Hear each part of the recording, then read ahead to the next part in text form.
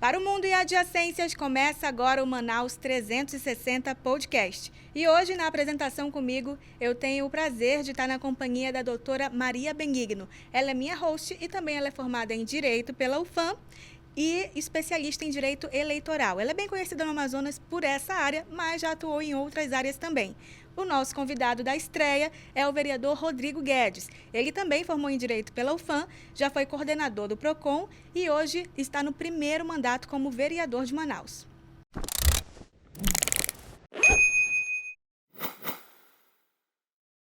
Então, vereador, como é que é isso de ser vereador de Manaus? Primeiro mandato é como o senhor imaginava? Olha, primeiramente agradeço a oportunidade. É muita honra estar aqui com vocês duas, né? Uma advogada tão renomada em Manaus, no Amazonas, no Brasil. E você, Cíntia, que faz um jornalismo muito ético, acima de tudo. Honra também estar aqui no primeiro programa, no primeiro podcast do seu site, do seu programa, enfim. Muito obrigado. Eu esperava, do jeito que eu estou vendo, sim. Tem coisas que a gente vai descobrindo no dia a dia lá da Câmara Municipal de Manaus. A gente vai vendo como é que funcionam as coisas mesmo, a política, na essência, por dentro. Não só mais por fora, mas vendo por dentro. Mas não me assusta não, é do jeito que eu imaginei. Um pouquinho pior, talvez, em algumas coisas. Mas eu já imaginava ser dessa forma. Pior? Ok, deixa eu conversar então com a Maria Benigno, que aí eu vou perguntar para você como é que é esse pior. Mas assim, a senhora também entrou no direito e já pensava em fazer política, entrar para a parte de política, ou isso foi uma coisa que aconteceu?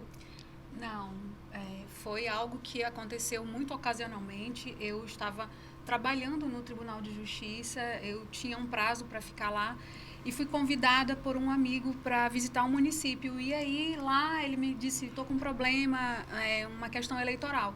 E eu não tinha o menor contato e foi como começou. Eu fiz uma ação, deu certo.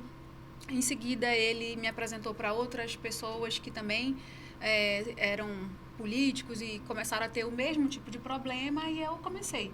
Eu tive dificuldade, como eu acredito que o vereador também deva ter, às vezes quando as pessoas que já estão ali naquele ambiente, né, naquele contexto, elas se sentem mais experientes ou se sentem até mesmo donas daquele espaço. Então, eu tive um pouco de dificuldade no início, primeiro por realmente estar iniciando, não tinha experiência alguma no ramo e um pouco também por ser mulher. Então, até gostaria de perguntar se lá na sua atuação como parlamentar, primeiro mandato, embora o senhor já tenha tido uma experiência, né, no comando do PROCON e eu acompanho as notícias, acredito que a Cíntia também sabe, o senhor sente essa dificuldade ou às vezes até mesmo os outros que estão ali já há mais tempo. A gente sabe que a Câmara sempre tem uma grande renovação, né? Pelo menos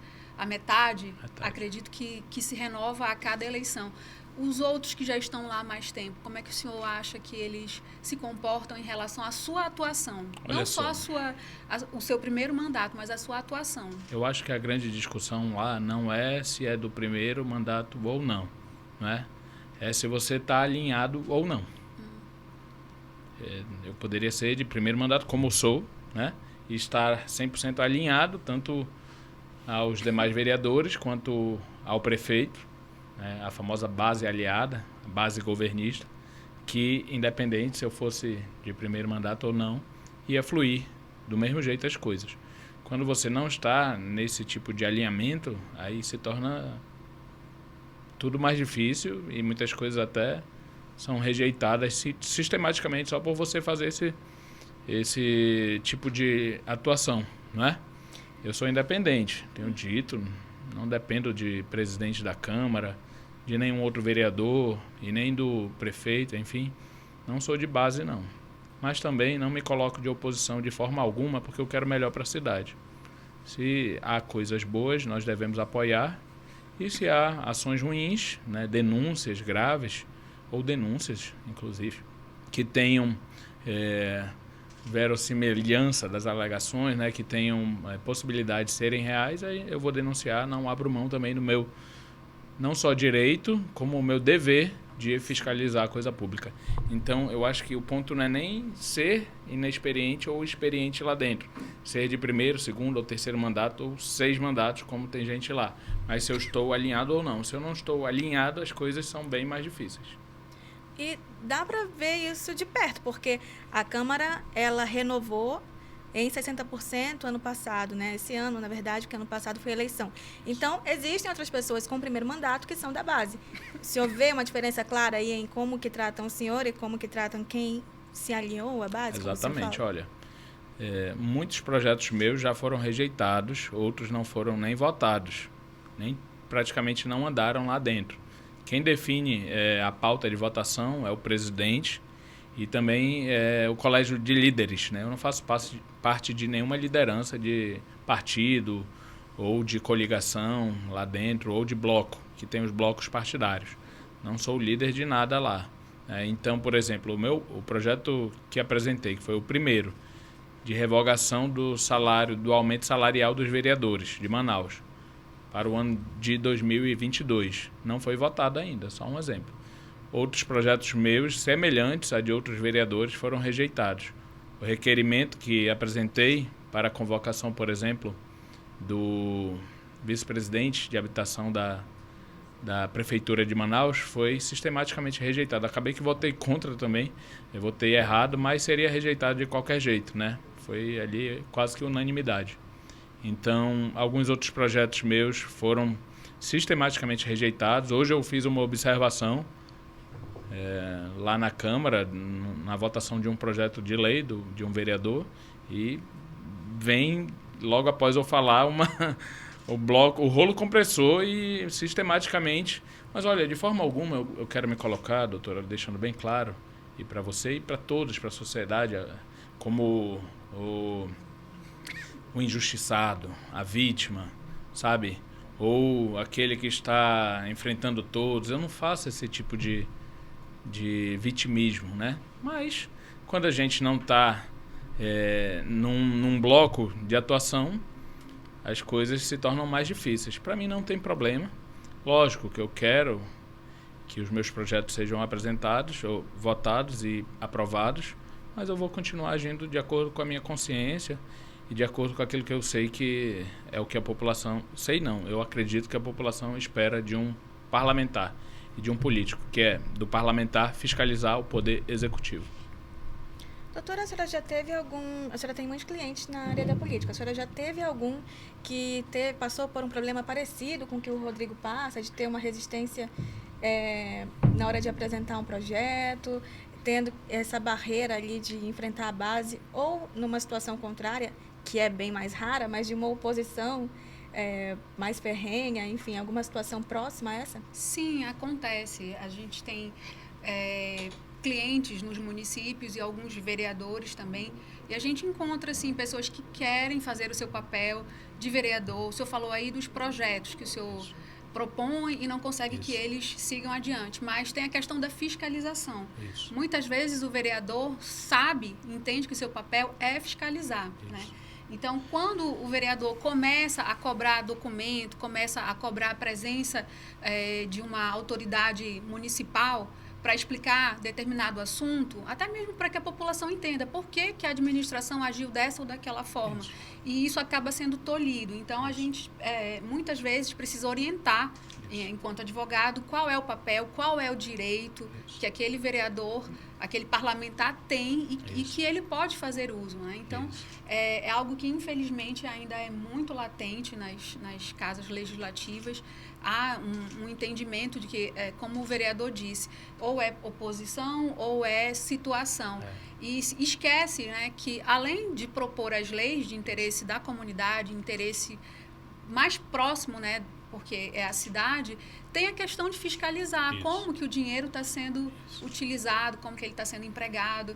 E eu, até comentando o que aconteceu recentemente, eu li que o senhor fez uma solicitação de convocação, e era apenas para que as pessoas fossem esclarecer, até porque a gente não sabe. Até Isso. hoje eu não sei, né, o que houve com a questão do sorteio das casas. Isso. Eu Ninguém tá sabendo, né? eu não vi nota nenhuma, esclarecimento, nada. Isso. Seria importante que essas pessoas pudessem ir lá e dizer: aconteceu dessa ou daquela forma, se foi errado, vamos consertar, se não. Mas simplesmente matou-se a iniciativa, né? Eu não sei se foi realmente dessa forma. Se o senhor até puder esclarecer. Foi, apresentei o requerimento logo depois do episódio e das notícias virem à tona. Inclusive foi matéria de âmbito nacional, né? Saiu no Sim. um jornal mais conhecido do país. Logo Depois do Manaus 360, o senhor fala, né? Exatamente. Pois é. Vocês fizeram a primeira reportagem sobre isso, né? Mostraram o que aconteceu. Eu me manifestei imediatamente após saber, algumas horas depois, já deixei claro que eu exigia como parlamentar, como meu direito e dever moral, explicações e informações, como você muito bem falou, doutora, informações para que a gente saiba o que está acontecendo, né? Para a gente compreender, a gente precisa saber o que houve. Foi muito grave aquele caso. É muito grave aquele caso dos apartamentos. Mexe além do direito de milhares de pessoas que querem, que precisam de uma casa, da casa própria, de sair do aluguel ou sair de condições adversas e desumanas de moradia e habitação. Mexe inclusive com a esperança das pessoas. As pessoas vendo essa notícia, doutora e Cíntia, as pessoas passam a desacreditar. Elas simplesmente não acreditam mais em nada que vem de coisa pública, de políticos, e de que acharam que fizeram um papel de besta, digamos assim, em fazer o cadastro, ficar na expectativa, ficar na esperança, né? E depois ver uma notícia dessa, né, de familiares, parentes por afinidade do prefeito. Isso tira todo aquele sentimento de que eles poderiam ter sido contemplados também, né? Então, qual é o nosso papel como parlamento? Saber da verdade, única e exclusivamente a verdade. O meu requerimento era para que a gente cruzasse informações. Você é uma advogada extremamente experiente na militância da advocacia e sabe que a gente precisa pegar várias informações. A investigação, a fiscalização, ou a investigação jurídica é isso. O inquérito, por exemplo, é isso. Você cruza um depoimento com outro, com documentos, e aí você tenta chegar na verdade, ou no fato, no que ocorreu. O que eu pretendia era isso, ouvir os 6 que foram exonerados pelo prefeito, contemplados, e foram exonerados, inclusive as parentes do prefeito, parentes por afinidade, para ele não ficar com raiva, né? Para ele não achar que eu estou chamando de parente dele, parente por afinidade. E também, acima de tudo, os responsáveis pelo cadastro. Porque o prefeito, logo após exonerar aquelas pessoas, primeiro ele negou, diga-se de passagem. Vocês fizeram a matéria, outros portais também, né? Deram vocês, e ele já se apressou em emitir uma nota negando. Falou que não existia, que era tudo mentira, fake news e tal. Tudo culpa da Caixa Econômica Federal, que fazia o sorteio. A prefeitura não tinha participação nenhuma nesse processo. Era só a Caixa. E depois ele, quando saiu no jornal, né, de circulação nacional, de conhecimento de todos, foi matéria de escândalo nacional. Algumas horas depois, emitiu uma nota dizendo que iria exonerar essas pessoas. Já começou a contradição aí. Mas o prefeito, em nota, a prefeitura, através de uma nota do prefeito, disse que aquelas pessoas que fraudaram, fizeram a fraude sozinhas. Prestaram informações falsas lá naquele cadastro da prefeitura de Manaus. Em outras palavras, o prefeito colocou a culpa nelas, nessas 6 pessoas. Disseram que elas são as únicas responsáveis. Aí eu faço a pergunta, e por isso que eu queria apresentei o requerimento para convocar o vice-presidente de habitação da prefeitura de Manaus, o senhor Renato Queiroz. Aí eu faço a seguinte pergunta: quer dizer que qualquer um que colocar qualquer informação lá no sistema passa? aí a prefeitura envia para a Caixa Econômica Federal o nome daquela pessoa. Só basta você colocar uma informação falsa lá, não tem nenhum filtro, e por acaso, ou não, coincidentemente, curiosamente, são parentes por afinidade do prefeito. 3 delas, né? Outros trabalham no gabinete do prefeito. Coincidentemente. E aí passa pela secretaria responsável e vai para o sorteio da Caixa sem ninguém ter verificado aquilo ali. Se você coloca, se o sistema fosse frágil e colocasse no Google, você acharia que era uma servidora da Prefeitura de Manaus, um simples cruzamento de dados, de informações.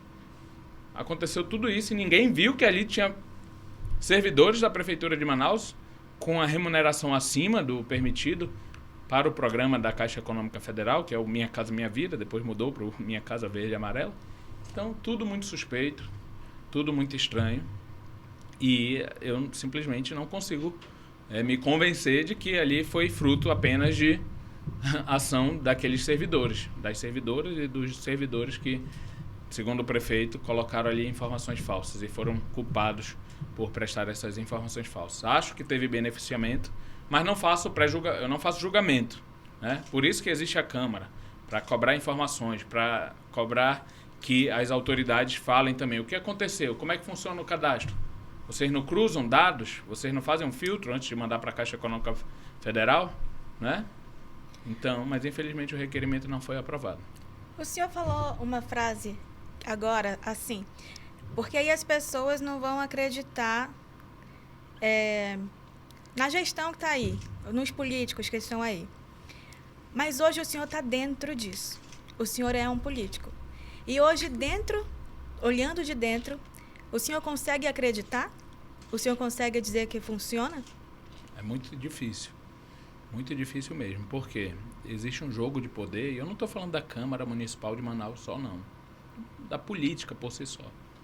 Talvez não. Certamente em alguns países isso é muito menos... A gente está falando do Brasil. Do Brasil, falando do Brasil.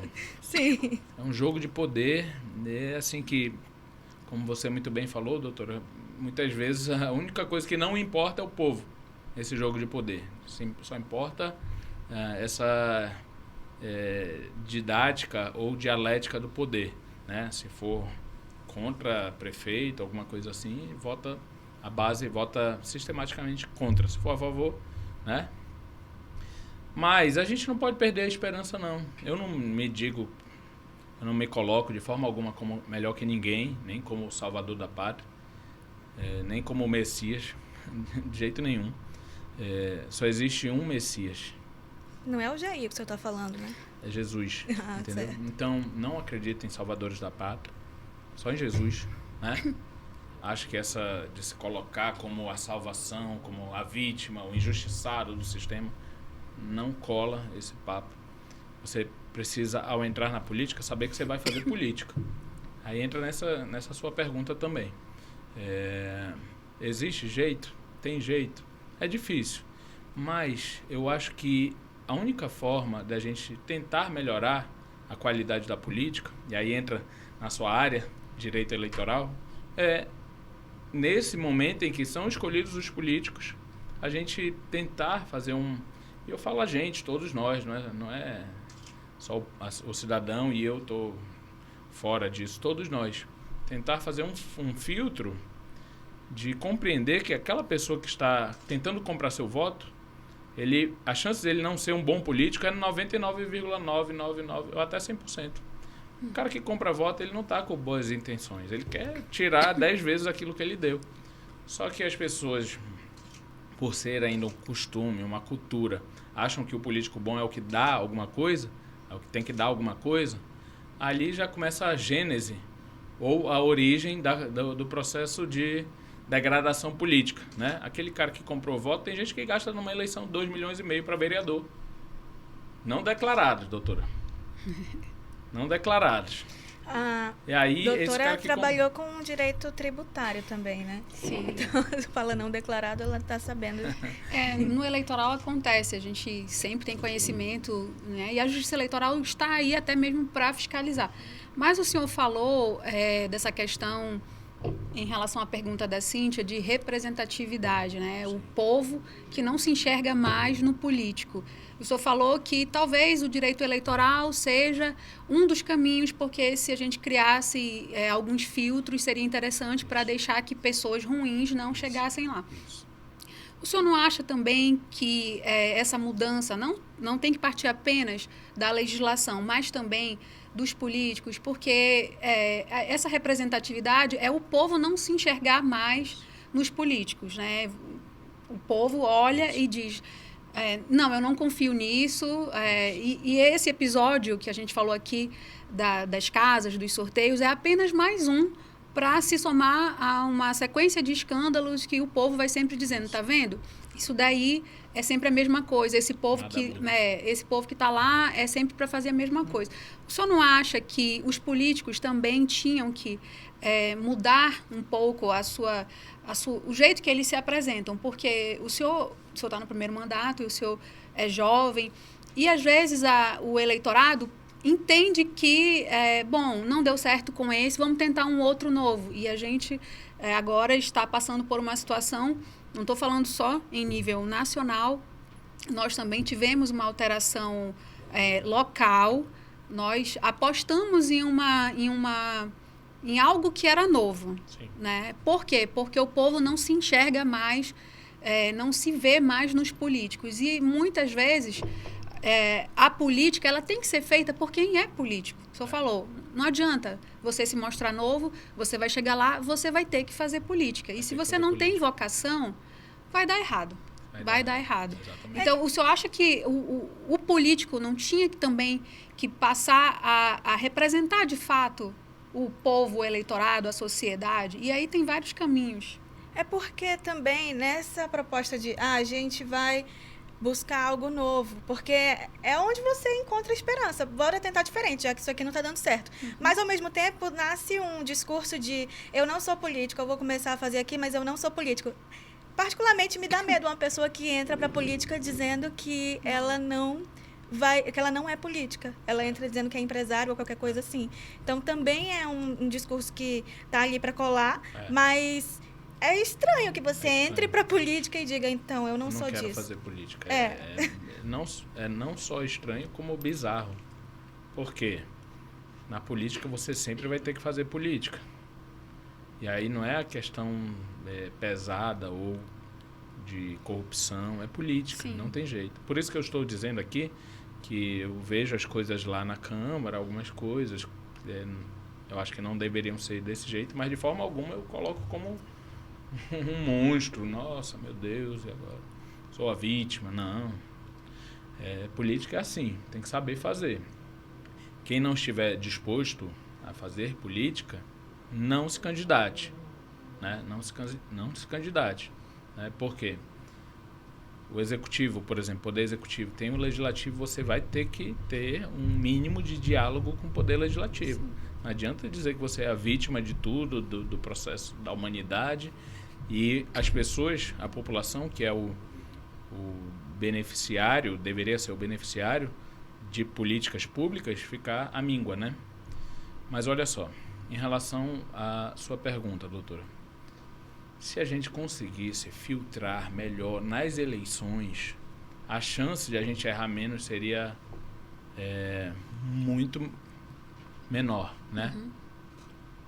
Se a gente conseguisse filtrar mais nas eleições. Infelizmente, estamos falando aqui com talvez a advogada eleitoral mais renomada do Amazonas, ou tranquilamente no top 5. Infelizmente, a cada 10 candidaturas, ou até mais, a cada 95 candidaturas de 100, elas vencem por conta do poder econômico, ou político também. Né? Aí... Mas assim, voltando para a pergunta da doutora, que a senhora perguntou se o político não deveria representar o povo. Isso. Mas assim, o político não está representando esse povo que aceita corrupção, aceita a compra de voto e aceita tudo isso? A gente não está sendo de fato representado? Muita gente fala, o nosso parlamento é a representação da sociedade. Mas não é só representar no sentido de ter alguém com os mesmos maus costumes. Né? É representar, é fazer alguma coisa por aquele povo, mesmo aqueles que têm maus costumes. Essa representatividade vai muito além. Sabe por que eu falo isso, Cíntia? Porque, olha só, tem gente que pensa assim, não, o vereador, deputado, senador, não interessa. Ele está envolvido em trocentos mil escândalos, mas ele me ajudou aqui. Ele me deu, ele estava precisando, me deu um fogão, me deu uma máquina de costurar, me deu uma cesta básica. Aí já não, esse já ele é bom, é o benfeitor, já é o cara. Não, esse cara é tipo como um pai para mim, esse vereador, esse deputado é como um pai para mim. Só que ele não consegue ver, infelizmente, aí eu não estou julgando o cidadão, não. Tem tudo aí nesse meio, Cíntia, inclusive a dor das pessoas. Às vezes a pessoa está morrendo de fome, literalmente, e seus filhos também. Aí aparece alguém oferecendo, entre aspas, como, sabe, um Papai Noel, que não é, não é Papai Noel. A pessoa pensa, vê aquele político como, meu Deus, ele salvou o que eu estava precisando, meus filhos estavam morrendo. Então, assim, a gente precisa também se colocar no lugar das pessoas. Não dizer que está certo, mas a gente precisa se colocar no lugar das pessoas, que muitas delas estão num momento muito difícil. Às vezes a pessoa precisa de uma cadeira de roda e vai o político lá e consegue, aquilo ali ela nunca vai esquecer.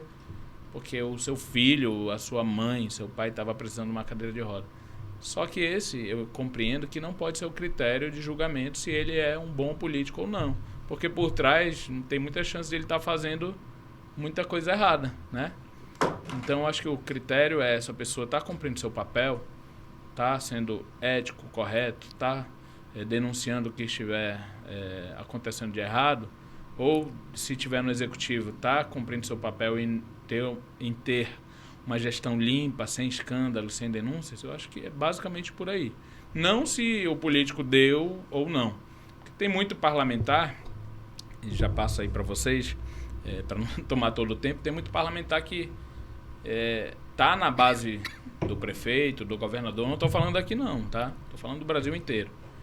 E aí deixa passar tudo, escândalos de corrupção, não cumpre seu papel, mas tem a força da máquina, né? Tem a força da máquina e consegue ali um benefício. Só que se a gente... se todos os parlamentares cumprissem o seu papel, ninguém precisaria pedir favor de político. É humilhação a população ter que pedir favor, o que é seu direito.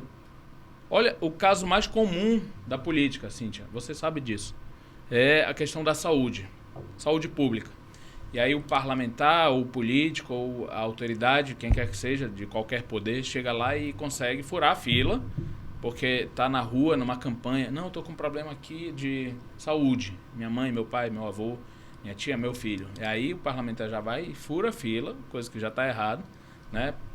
Consegue uma ligação, né, para alguma autoridade de saúde, por exemplo, fura a fila, consegue resolver aquele problema de forma errada, porque o sistema o CISREG, né, de regulação, deveria ser só daquele jeito. Aquilo ali já é uma forma de corrupção, está furando a fila, né? Mas, se todos cumprissem o seu papel, ninguém teria problema, inclusive, de falta de políticas públicas. Ninguém teria problema de saúde, porque não teria corrupção, ou a corrupção diminuiria 99%. Aí sobraria leitos de hospitais, condições de políticas públicas, assistenciais, por exemplo, de educação.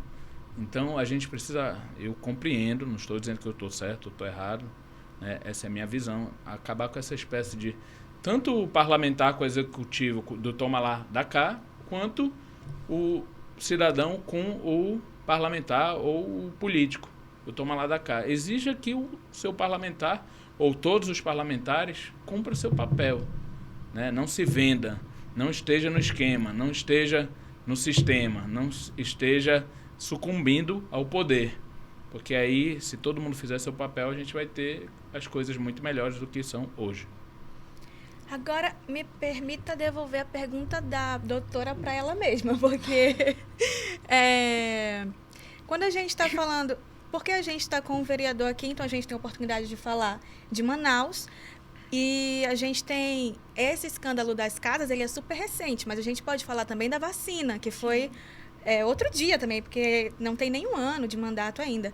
Mas quando a gente pensa em escândalos, a gente encontra eles abundantemente em qualquer esfera. Sim. E como é que a senhora acredita que o cidadão pode encarar isso e olhar e ainda assim ter esperança? Porque é um único caminho, né?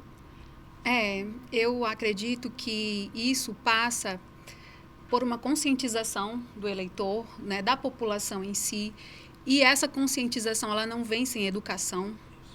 A educação, infelizmente, ela está na mão, né, na sua grande maioria, está na mão do poder público, então é um ciclo. O povo não tem... Vicioso, né? É um ciclo vicioso. O povo não tem educação, não tem cultura, acaba acreditando que aquilo que é feito é um favor, quando na verdade é nada mais do que obrigação, é um direito, é uma política pública que está sendo bancada com recursos, né, de impostos. Então, a população, primeiro, teria que se conscientizar, né, que o seu voto vale muito, o seu voto vai impactar a sua vida, a vida da sociedade, da sua família, do país, pelos próximos 4 anos no mínimo, porque pode ainda ser 8 anos. E aí o político, por sua vez, na minha concepção, por isso que eu fiz aquela pergunta para o senhor, deve repensar a forma como se apresenta. Porque nós estamos, e aqui a gente está cansado de ouvir, mas existe uma crise de representatividade. Por isso que pessoas pessoas que são fora da política acabam ganhando espaço, porque o povo não se vê mais, né, e precisa apostar em outras alternativas. O político, aquele que gosta, aquele que tem vocação, aquele que realmente quer fazer, eu acredito que ele teria que estabelecer algumas poucas atitudes para se colocar de forma diferente, sem o medo, inclusive, de ser piegas, de ser... mas ele quer ser... O senhor falou, mas eu não sou diferente, eu não sou melhor que ninguém. Mas a gente precisa deixar bem claro para o eleitor, sim, eu sou diferente, eu não quero fazer igual todo mundo.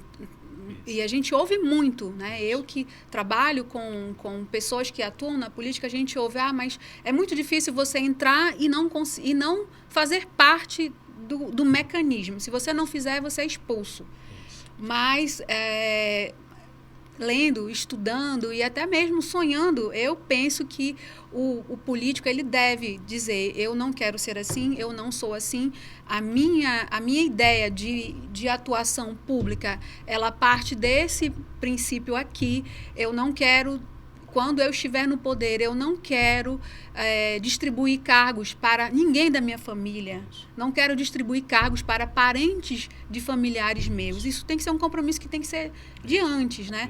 Mas aí o senhor disse, mas o próprio eleitor tem essa consciência. E aí a gente volta para o ciclo que o eleitor precisa se conscientizar, ter a ideia de que ele, na verdade, talvez seja o início disso tudo. Se ele votar bem, isso não vai acontecer. Então, mas, assim, para o político, eu acho que deveria ter uma apresentação muito clara. Eu não quero fazer assim, eu não quero distribuir cargos, né, já que a gente falou aqui de um evento, de um episódio que a gente pode transportar para qualquer outro escândalo.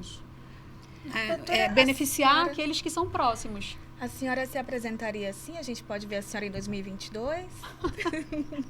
Talvez. Lançando aqui. Olha, uma boa. É ótimo. Eu precisava disso para a estreia. Obrigada. Mas eu assim, me perdoe até de estar entrando na sua seara. Olha o que eu queria dizer de uma forma muito clara. Não sou eu, Rodrigo, que vou me classificar, entendeu? Sim.